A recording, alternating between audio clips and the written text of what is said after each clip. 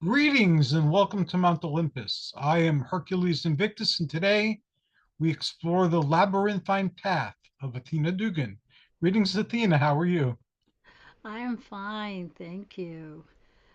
Yeah, just You are a lady of the labyrinth for a very long time when we were on Blog Talk Radio, yeah. and yours is quite a unique and comprehensive path. What got you interested in labyrinths? What got me interested in Labyrinth was I don't know, I used to draw them and just the idea of seeing like a pattern so large that can actually be walked, that was intriguing. So it definitely created some kind of psychic cue for like sort of being in liminal space, and that's what the labyrinth offers. So that's how I got involved with it, by drawing it and then actually seeing a live one, and and just the fact of walking it. I just love the energy that it, it's very reciprocal. Yes, give and take. So, yeah. Yeah, we had a labyrinth in our backyard for about a year. My Athena Victory, she built it and she kept elaborating on it, and now it's something else. So we might bring it back again a little later, but I haven't been able to go out and walk around. So that kind of half our enjoyment of walking the labyrinth. Yeah, that was a gorgeous labyrinth too that you guys have back Yes. there. Yeah, it's something about, like, I think the when they're organically and handheld made like that. Because even the labyrinth I built in my community garden, we did build on it, upon it, and I still feel like building on it, like changing the formation or something. So I don't know. It's interesting, the energy that how the labyrinth speaks to us. Now, most people know about labyrinths from Greek mythology, the myth of Perseus and I'm sorry, Theseus and the Minotaur. Hmm. And other people know that the labrys, for which the labyrinth is named, was a double-headed axe used by Amazons. So it's a symbol of the matriarchy. But the labyrinth is actually much older than even prehistoric Greece. Yeah, exactly. Um, yeah, it's archetypal because we really don't know exactly where the first labyrinth existed, because some people say it was in Goa, India, some people say it was in Italy, and then all these different forms that you see, all these different styles and designs, and even the labyrinth of Lemnos in Egypt was an underground labyrinth. So who knows how long that was in existence before the Crete labyrinth. And then there's the mystery of if there really was a labyrinth in Crete. But the story had to come from somewhere. So I've been to Crete, and a lot of people there believe that the Palace at Knossos was the actual labyrinth because it is kind of winding, and you can easily get lost in the palace. So they thought that that was the labyrinth. And I'm a Lemnian Greek, and we have the lost labyrinth there. That references exist to it in historical times. It's not just something that happened in the age of myth and legend, but people were visiting it during the days of the Roman Empire, so it was there. But where exactly it was is a mystery to Lemnians and others of today. I use the Lemnian Labyrinth in my interactive storytelling. I do like interactive storytelling with kids to teach them mythology. They play Greek heroes and they encounter subjects from the myths. So every year we visit the labyrinth in Lemnos, and different things are happening there depending on what's going on in the bigger story. So that's how I keep that alive. oh, that's excellent. That's wow. So you actually, do you build a physical maze or a physical labyrinth? I mean, Maps, maps. and they have little pieces to represent their hero, and the map helps us visualize what's there and what the spatial relations are. But it's a different thing. Like in one of the stories that I've run, the Minotaurs of Crete were coming over to take over the labyrinth. In another one, Arachne and her spider people had kidnapped Circe the Enchantress, and she's somewhere in the labyrinth. So different stories have played out in the labyrinth, and I modified the labyrinth so that it's quite detailed and it has a personality of its own. Initially, it was just maze maps, with Mhm. walls and passages and winding things. Now it has a whole topography and a history. Wow, that's excellent, and that's such a cool way for kids to learn. I mean, I did like the past summer. I did a after school program with the Labyrinth, but I didn't go that far with the kids as to making a map. What we did was we played a lot with the images, like the cartoon images of Ariadne and the Minotaur and things like that. And well, they're younger students, so I don't know. I'll have to see how that goes for future classes because I love the idea of a map as well. I have several books on mazes and labyrinths for kids to figure out, and they start off with a very simple, and then they become very complex. So I don't work that much with the really younger kids anymore. So Mhm. I was thinking of asking you if you could use the books, and then I would send them over to you. Oh, definitely. Yeah, send them over. I'd be excited to work with them. Yeah. Yeah, and because actually, yeah, I have possibly three different schools coming up, so it'd be great to have them interact with that. I love it. Thank you. Yeah, I think that's an important service, the after school programs, and the kids get to experiment things that they normally wouldn't encounter in their formal education, even though a lot of the stories and the knowledge might be the same. But this is like a new way, and to engage the curiosity and spark their interest and give them a gateway to enter like larger worlds that they can enter when they're older. Yes, absolutely. Yeah, and what's great about that too is the labyrinth, the schools that the after school schools that I'll be working with, the my community labyrinth is fairly close to them, so it's a different type of labyrinth that they'll be seeing when I take them to that one, but it'll be one that they can interact with each other because it's a dual entry labyrinth. So it's fun. We do a lot of activities with the labyrinth and around it. Now, your interest in the labyrinth, is it also spiritual? Yes, Would you care to definitely. describe that a little bit? Now, when I work with the public, it depends on the type of event we're doing. It could be an event just for community building or for spiritual, for just getting in touch with your spiritual self. And for myself, I work with it spiritually and by journaling, doing a lot of meditation, and just taking my time to like get around the uh, the the labyrinth circuits, you know. And what makes it spiritual too is that I take my time. It has a meandering and winding path, and I create like questions for myself for my journey while I'm walking the labyrinth.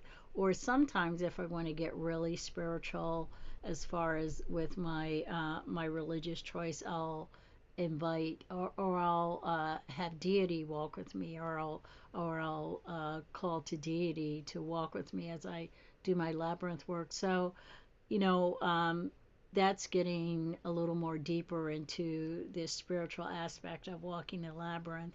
And sometimes I've actually did a labyrinth walk with a Unitarian church in which we called to the, I think it was the God and Goddess, our Lord and Lady, and we just, there were certain words that we used, to evoke their energy into the circle.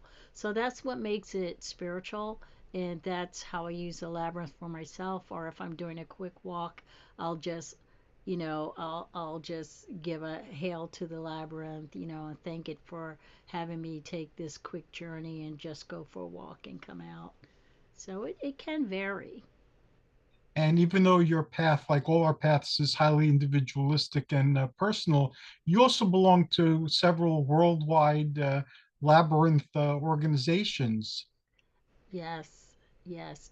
And they're all inclusive, and they're inclusive, and they're very adaptable to all cultures, all religions and faiths.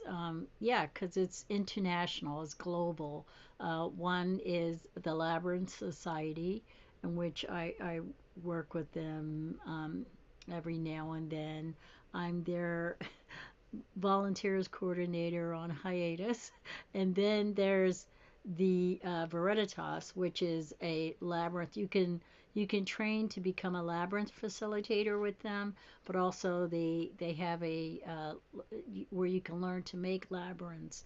You can learn to be a facilitator, but also with the Veritas, I'm on their council. I'm a council member with them, and we support the labyrinth facilitators on a larger capacity, and we do labyrinth walks on online handheld labyrinth walks, and we have programs for facilitators like virtual facilitators day where they can just sort of relax and become more hone their skills as a facilitator. So yeah, that's what I do with these are the two most known organizations throughout they're globally known. So yes, that's what I work, who I work with. So And you had mentioned that you have community labyrinths. Um, that is phenomenally fascinating. And I've heard of community labyrinths all over, the United States, at least, when I've talked to different people. What type of activities would you hold, or what type of structures do you set up in a community labyrinth? okay, let's see. It depends on the event. Okay, so in my community labyrinth, we it's a dual path processional labyrinth in which people can enter from both sides, and in the center is really large. So what we do is we have drum circles inside the labyrinth, in the center of the labyrinth, or we sit in the center of the labyrinth and just talk, or sometimes have a little uh, I keep saying bonfire. We have a fire pit sometimes, like when we have our fall festival, which we just had. We had a little fire pit at the end, and usually we're roasting marshmallows when we do this. It's just at the end of the night, or have s'mores, and that we do. We incorporate the labyrinth that way. Um, but say for when I do a labyrinth for Pagan Pride, I experiment with different types of labyrinths, but I also leave the center. I try to leave the center a little big for, like, say if there's a group that want to circle in the center, or just meet in the center, they can. And the children love it. The kids like to hang out in the center, or sometimes I'll set a little cauldron in the center with like little prompts or affirmations inside of the cauldron that they can pull out. So it's definitely a lot of great things you can do with the labyrinth and around the labyrinth.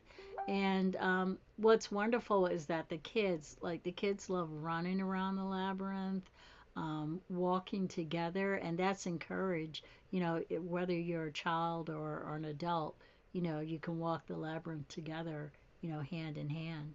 So it's there's a lot of activities that can be done in the labyrinth, and a lot of different ways to engage people. What are some of your favorite activities? With the labyrinth, some of my favorite activities is being able to create different labyrinths. um, and let's see, I would say my most favorite activity with the labyrinth is making them. Making them. I love. the challenge, and I love seeing people walk them and really getting connected, spiritually or however it works for them. Um, and just helping them facilitate it as a healing tool as well, because the labyrinth can be healing. I've just become certified as a trauma informed teaching artist, and I've been bringing a little trauma activity, um, which isn't too different from what the labyrinth does, helping people navigate that as they walk the labyrinth. So that's been one of my activities. I mean, it might not sound interesting, but or fun, but it is. I love the labyrinth as a healing tool as well. So that's sort of been what I've been doing lately with the labyrinth as one of my activities as well. That sounds great. My background is in the human services, Oh, and I work with excellent. people with trauma and with substance abuse problems and so forth.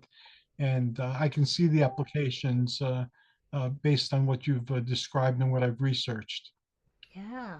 So that's very exciting. Maybe we could do a future show just talking about the therapeutic uses of the labyrinth. And it's a meditation because you're going within and you're finding the center, and then you're being comfortable in the center, and then you have to navigate your way back out. And you found your center. You get through all the noise and all the confusion and all the winding passageways and seeming dead ends, which is where we often find ourselves when we're working through something. So the labyrinth is very healing and very symbolic. Yeah, exactly. And two, there's a process with the labyrinth walking that can help benefit you in navigating through healing. The sometimes it's a three-step process, three, or I'll say not three-step process, three-stage, three stages that happens as you're walking a labyrinth, and that's release, receive, and return. And sometimes it's reflect, and sometimes it's remembering, depending on what you're working towards with the labyrinth. So, and those going through those processes help uh, help put bring more of a focus and a better outcome for from your walk. Sorry, I got a busy cat in here. Yeah, my dog sometimes she'll climb on my lap and comment or snit or get up and look around or lick my nose or something. And one of our hosts, their cat is such a frequent visitor when they're doing their show that she has special guest star status, or sometimes she's an executive producer. So we give our pets credit for their contribution too. How cool. Yeah, it Now, what is. are some of the misconceptions people have about labyrinths? Like, what I come across is most people think it's like a dungeon in a role-playing game, and that's pretty much its value. And so I need to educate them a little bit about labyrinths. What type of misconceptions do you run into? A lot of people think that a labyrinth is a maze, and it's not a maze, although in history's time, like say the labyrinth in Crete, whatever, that structure probably was a maze because he had to navigate his way out of it with the cloi, which was the thread, red thread that was given to him by Ariadne. Hmm. Um, and today, some people still say maze, and and I correct them, but at the same time, I said, technically, people did consider this a maze, but as it is now, this is a labyrinth because with a maze is designed to confuse you. It's got a lot of dead ends, and it's like it's you have to it has you guessing. How can you get to the center? And usually with a maze, there isn't really a center. Um, and if there is, it's not a true center from what I've been seeing. or from what I know. But with the labyrinth, it's one way in and one way out. It's a unicursal circular path, but not all labyrinths are circles, but more than, I would say, at least 80% of labyrinths are from a circle. So, and no matter what circle or what square it is, it's a single path that goes into the center and a path that leads out to the entrance. So you can't get lost even if you're meandering, through the labyrinth. So it's a single path.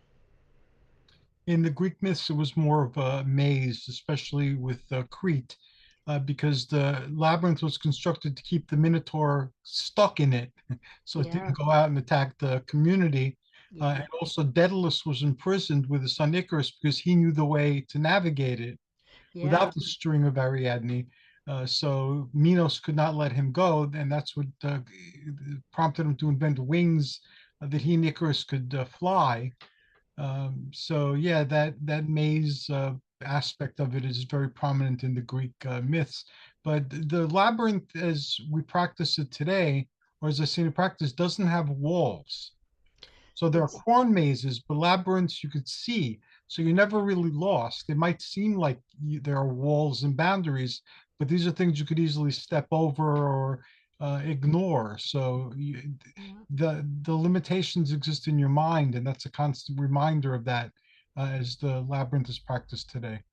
Yeah, but also too the how the labyrinth is seen today is as a metaphor for your life's journey. It's like the way when you're in the labyrinth, it seems like you're getting closer to the situation when you're actually further away. And then when you get into the situation, you get that clarity. So it's almost like it's sometimes considered a walking meditation as well because of the focus. And the thing about a labyrinth too is that the pathway is usually, if you look at the classical labyrinths that they have in France, like the Chartres labyrinth, or even the traditional classic labyrinth that they consider of Crete, the pathway is like usually 12 inches, like a foot wide. And the focus on that is because when you're walking the labyrinth, you're looking at the path. You're looking at the path, and the path is it's flat on the ground, and you're looking at the path. You're navigating your way through the pathways, so you can see, you can focus. You're like it's really a mind sport. So that's a difference between a labyrinth and a maze. I mean, I have seen labyrinths where they have walls, but I would guess that they're more decorative labyrinths.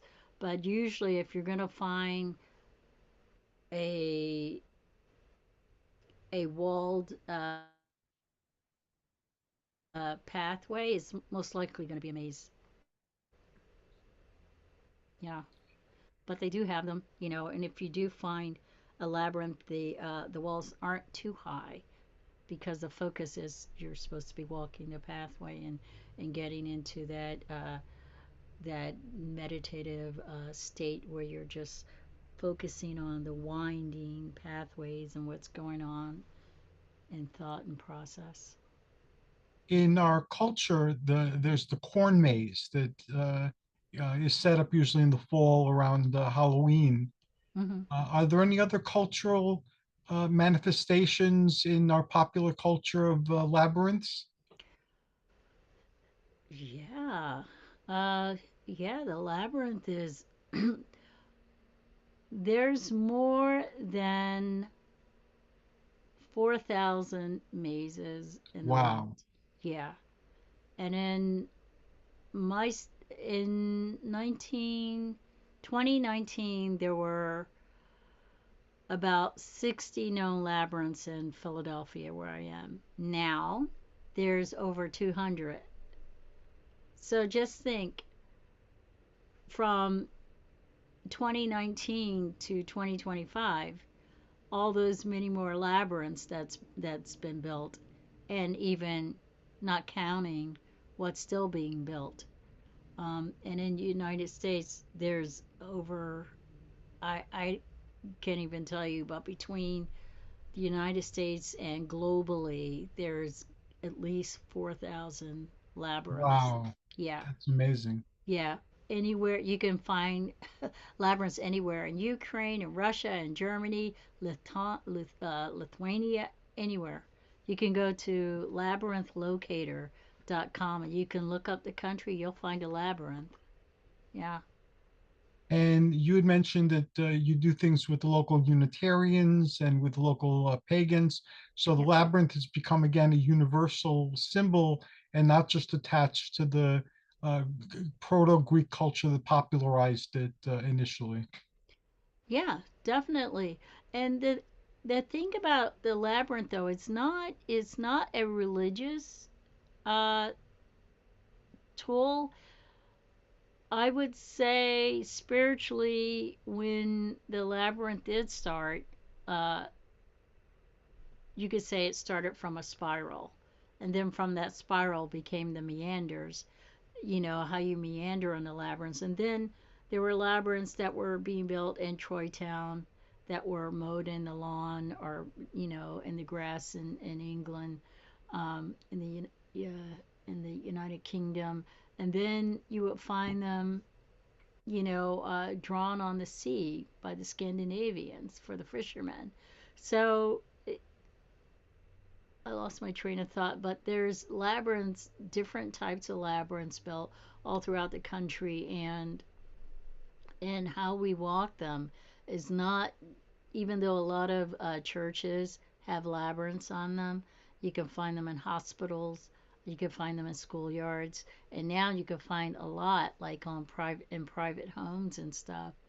Um, and even sometimes I create a labyrinth in my backyard when I get the gumption up to do it. But my community labyrinth is so close by, I can walk over there, and do some work.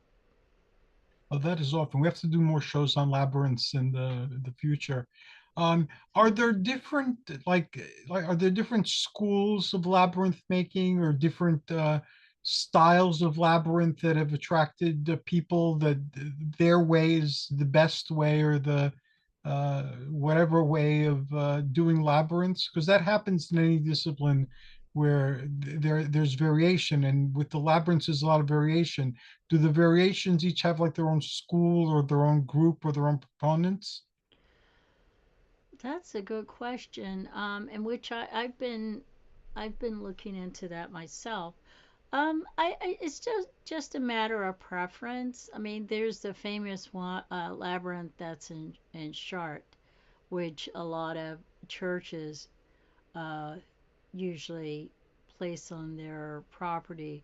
But I've been discovering in other churches, like there's this labyrinth called the Ely labyrinth. It's an octagonal labyrinth, and that's what it's a medieval labyrinth design, and it's octagonal in shape. And the Unitarian Church, I know they use that, but also there's a Christian church, that Episcopalian church, that also uses that design. So I think it's just a matter of I don't know, preference. But the most popular one is the Chart uh, labyrinth that has 11. It's an 11 circuit labyrinth with four different quadrants and 11, 111. Uh, I want to say they call them lunettes because they think that that related to the lunar cycle. And some people think that it was a pagan labyrinth before the church had taken it over. So, Is there like a numerology with the circuits? What you just said seems to indicate that there might be like depending on what the number of circuits is in the mhm. labyrinth, it would have some a slight variation in symbolism or or in the focus of doing Labyrinth, or is that just not true?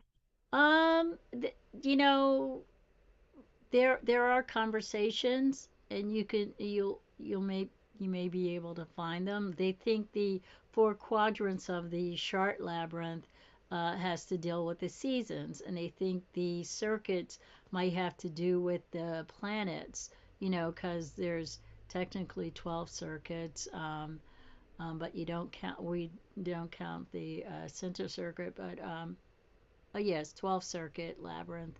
The center, they think it represents the vegetation.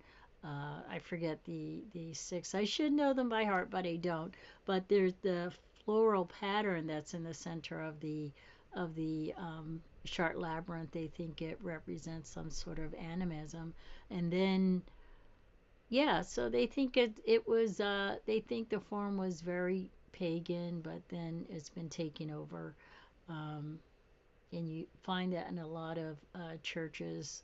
Like I say, they think the lunettes around it uh, is an aspect of the lunar cycles throughout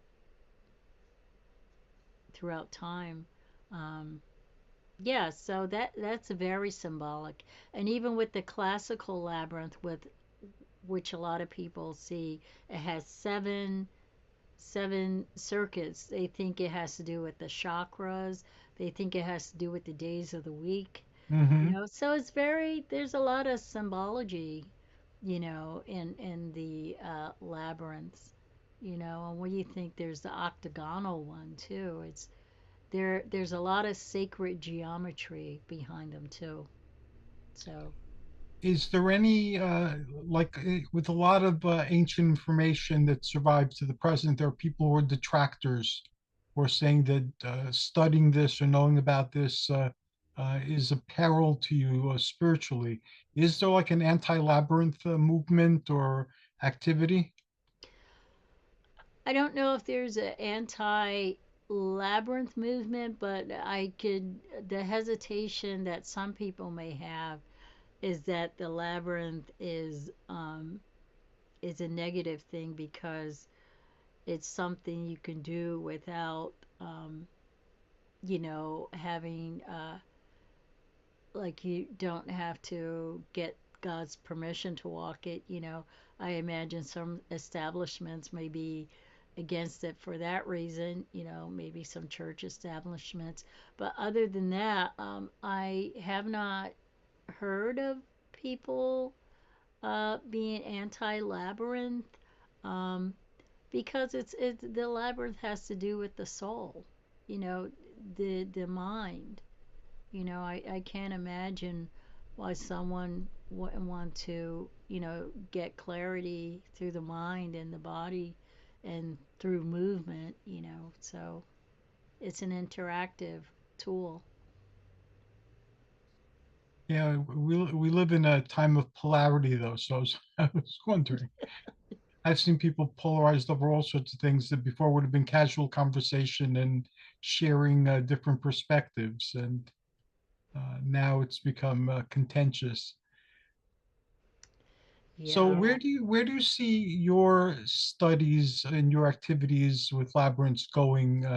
Because you're pretty much a part of the entire movement, and you're engaged in the activity, and you're someone who advocates for it and is very active in sharing the benefits of the labyrinth. Where do you see yourself going with this in another decade?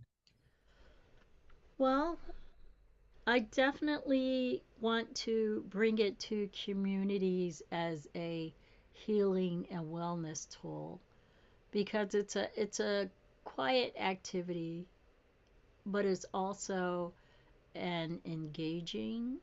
Um, it's an activity that you can do solo or with a group.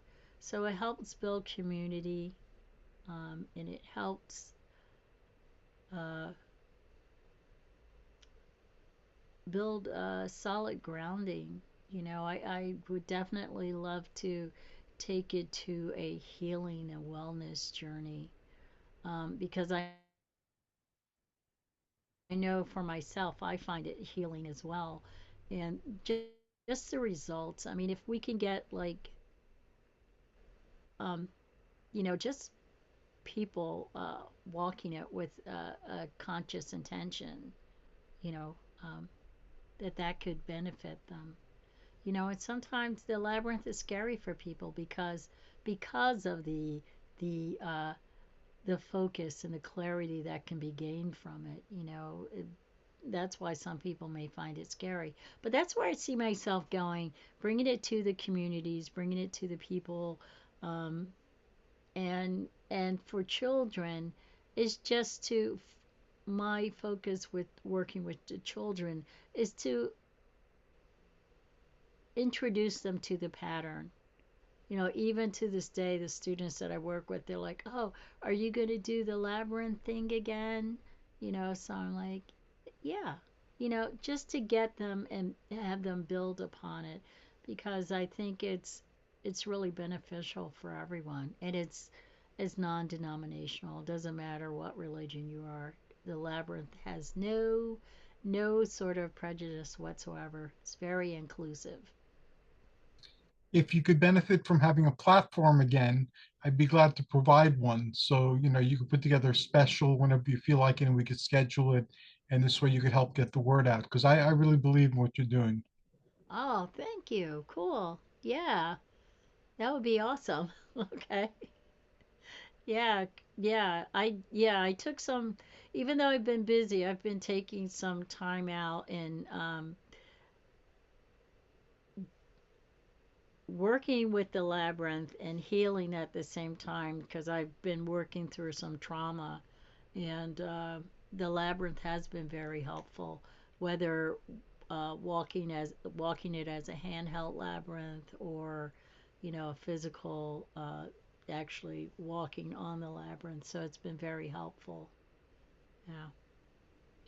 Yeah, I find it very relaxing. I meditate sometimes with the labyrinth motive, and I find it, again, very focusing, very centering, and very relaxing. And there's the without walls, but there's the journey. And again, the lines you're following during the journey are not barriers, but they're Yeah. ways in which your mind is structured, I found, to take you to particular places. So once you see what you need to see, the lines become relevant. You could go straight to what you need to work on or what you need to discover, what you need to accept. And then you can get out again, and the boundaries aren't there. But the boundaries in the beginning, like any course of instruction, they help focus your journey and give you things to do. It's like in the bodybuilding shows. If you're weightlifting in the beginning, you got to learn all these different ways and all these different theories and all these different things. But the more you do it, the more you get a feel for it. You could use whatever you need to use, and it's just a bunch of techniques and tools, and you could solve your problems on your own once you've mastered the challenge of your chosen walk. And it's the same thing with the labyrinths that, once you know these things, you could follow them if they help you, you could ignore them if they don't help you. But it's always good to go within to discover something hidden or something forgotten or something newly discovered or whatever that'll help you with your journey out here in the external, beyond the labyrinth world as well. Yeah. Yeah, and that's great too, because when you were saying that the labyrinth has no walls, and that is true. And it's interesting because it's considered a container of sacred space. When you think of a container, you think it has walls, right? So that's what's amazing about the labyrinth too. It's a container for you to release whatever you need to, and the labyrinth takes it all. But what it does is you gain from it too. So it's really nice because at the same time too, you're like stepping into liminal space. You're going to a space sort of beyond. I wouldn't say beyond your mind. It's almost like you're going fishing. You put yourself out there and you reel something in, and it's nourishing for the soul, right? Hmm. Yeah. Yeah, So definitely. yeah. So the labyrinth is like that. And you go to a different place. and this is a place that is safe because that's what the labyrinth is a safe space. And I know with a lot of my walks and from people's reactions, sometimes it's noisy, like in the areas when we're walking the labyrinth, and while you're walking it, that sound just fades away, just goes away, and it creates that calm and relaxation. Yeah, And you're taking action. You're not being passive. You're taking action. That always helps as well. You're doing something, even if you don't know what the result is going to be. You're taking some sort of action, and you're trying to uh, find that thing, whatever that thing happens to be. exactly. And that's another thing about the labyrinth. It's a choice. You're making the choice to walk the labyrinth. Nobody can make you walk the labyrinth. They can suggest it, but whether or not, you want to do it is up to you. And when you make that choice, that's when you're actually welcoming change, you know. So, yeah, that's it and that makes it all the more beautiful, you know. When you see a labyrinth, either you're going to walk it or you're not. So, or, but when you go to a labyrinth, you're definitely making a choice, that you want to walk and help navigate change. Now, you belong to professional organizations who use Labyrinth. You use Labyrinth to help people in a variety of different ways. You do after school programs, you do community programs, you build labyrinths. What type of labyrinth-based service do you feel the world needs that it doesn't have yet, that you might be able to bring to labyrinths? Like the Athena Dugan tradition, what would that happen? That is a good question, and I've sort of been asking myself that because the labyrinth is so inclusive, uh, I love creating different uh, stories or ways they can navigate it or ways they can get in touch with themselves. Uh, like this Friday, actually, I'm doing a handheld labyrinth walk, and it's called Mask and Mirrors, and I'm asking people to bring a mirror and a mask. But at the same time, we're going to make it playful. It's happening on Halloween, and not everybody celebrates Halloween or Samhain, however you see it. So I figured this is more inclusive where, whether or not you like mask, you can wear one or not wear one, but, I request that you do have one just so you can get that playfulness out and discover like what's that playfulness that you're hiding behind your mask, and things like that. So I guess creating different story ideas or different ways to interact with with the labyrinth, so you can also bring about certain parts of yourself, that you either keep hidden or certain certain parts of yourself that you want to discover. So I guess yeah, it would be a universal story, you know. That'd make for a great book, too. Ah, I think oh, so. It sounds phenomenally fascinating. I want to read it. yeah. Oh, cool, cool. Yeah, I didn't think of that, but yeah, I And I I could start the story plot, but somebody else will have to do the in between. that could be part of the adventure. Ah, yeah, definitely. Be like a relay race through the labyrinth. Whoever gets the baton continues the story from that point, and maybe they join up with you again toward the end. Ah, yeah, yeah. It would almost be like, I guess, the hero or heroine's journey too, right? Hmm. They get, yeah. That'd be. They could follow the golden thread or the red brick road or something that leads to a labyrinth.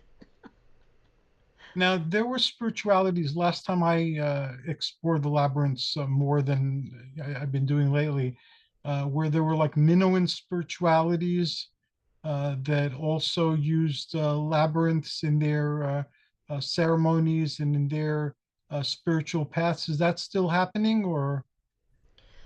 It is. I hear that there's yeah, there's even the Hecataean labyrinth, and I know in India they use the Hecataean type labyrinth, and yeah, it's for I want to say for those type of traditions, they may use it as an initiatory aspect in which the labyrinth very much welcomes a journey, so it's highly seen as an initiatory path in a lot of I want to say pagan traditions, and that's where the labyrinth goes, which is really a lovely journey to be on. Hmm. And do you see like for using the labyrinth for healing and working with trauma? Is that something that you would care to develop further till it becomes a discipline, maybe in the mental health field? Yes, yeah. The thing about that is, um, yeah, and that's what I'm working with because through research, we can't say that is definitely a healer because Hmm. it's a non-traditional medical, you know, uh, medical prescription, whatever. So we can't necessarily say it's, you know, we can't prescribe it, but we can suggest Right. it and offer it as a tool that'll help guide you or help you navigate towards healing. So, but we can definitely work with it in trauma and stuff where it helps you clear your mind or at least get to focusing on the those aspects to help bring about healing.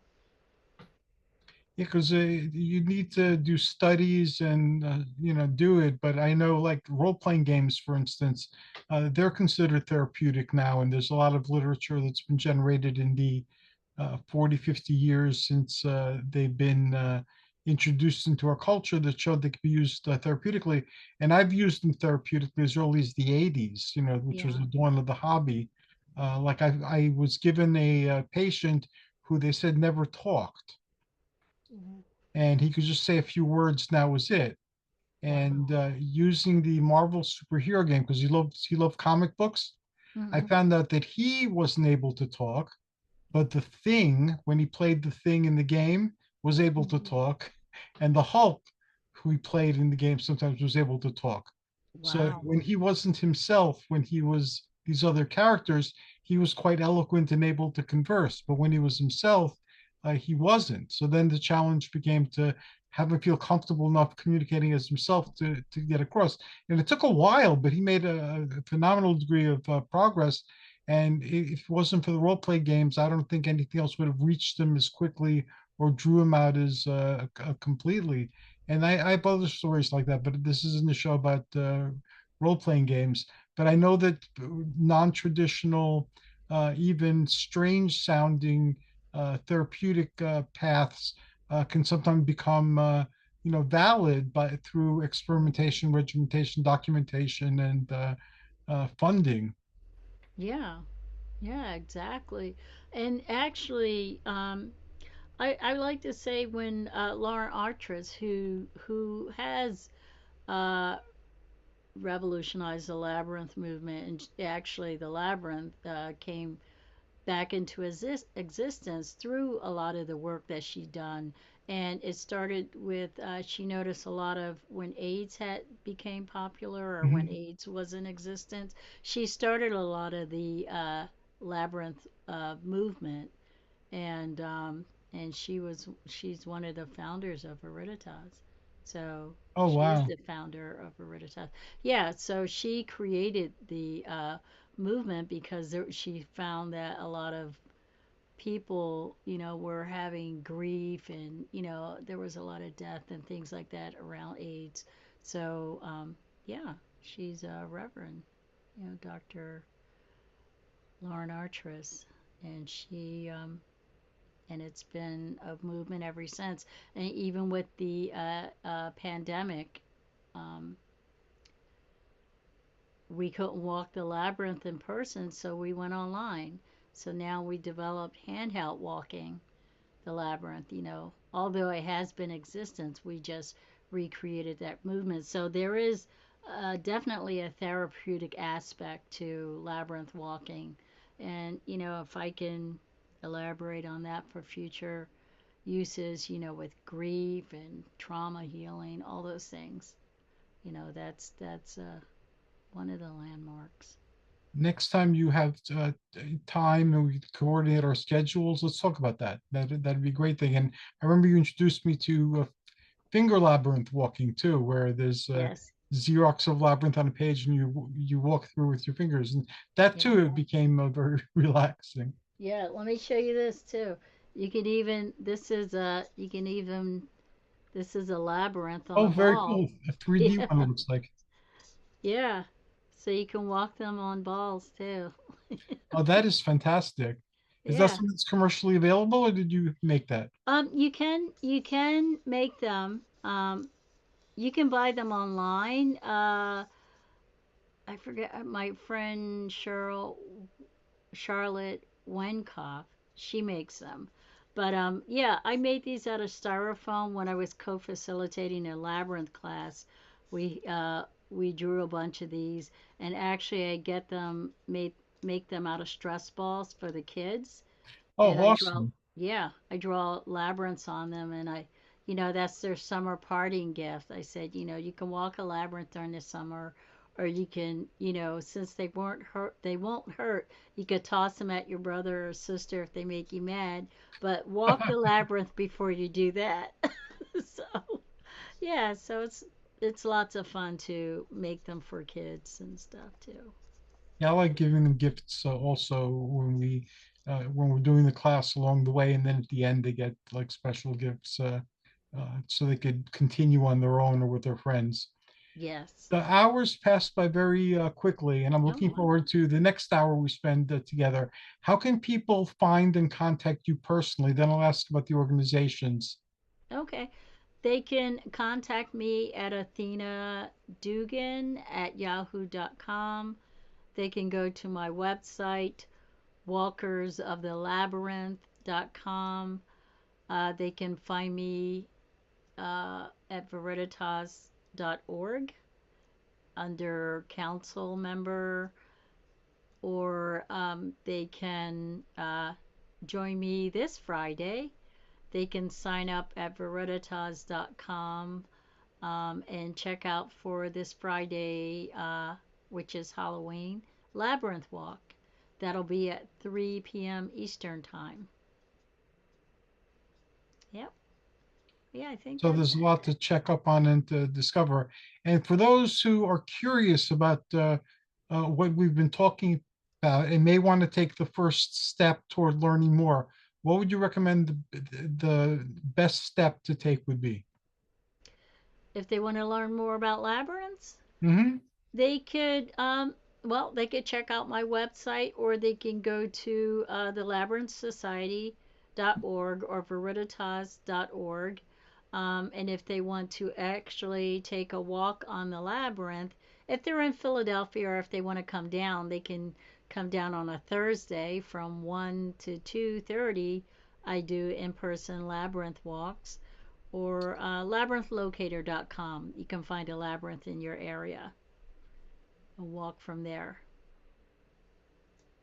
That sounds great. Yeah. They move the buttons on this. Cool. So,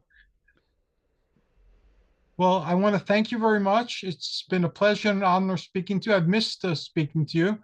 As Yeah. always, I wish you success in all your endeavors, and I look forward to our next conversation.